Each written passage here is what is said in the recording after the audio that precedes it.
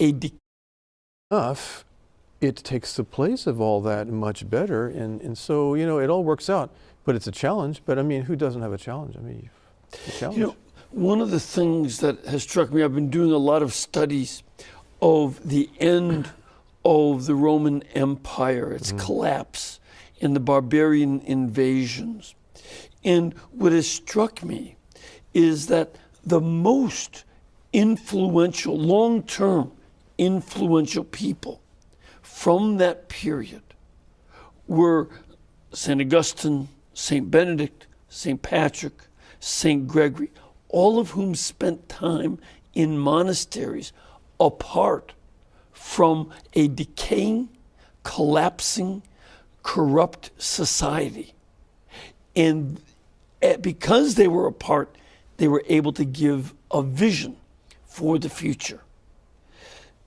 Do you see this as part of your mission? Yes, I think that's really quite true. You can't draw a perfect parallel, but there's something similar. They say, this is a little bit simplistic, but there's a kind of comparison between St. Benedict, the founder of this whole monastic, they call him the father of the monks of the West, and Boethius, who was a political figure, a Christian, you know, trying to work within the system.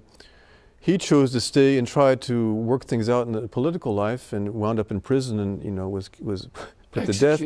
St. Benedict chose to just go out and live in a cave, and yet he did so much more for Europe than Boethius did. It's amazing, but God uses these things. So I don't know that we can just, you know, base what we do now on what happened then, but I see some real parallels. I think that's very profound. There's a kind of barbarianism now coming as there was in that time when the Roman Empire was falling, and people looking for values. And that's what I meant by, you know, going back to the adoration, spirit and truth. Start with the basics, and the rest will develop from that. It always has, you know. In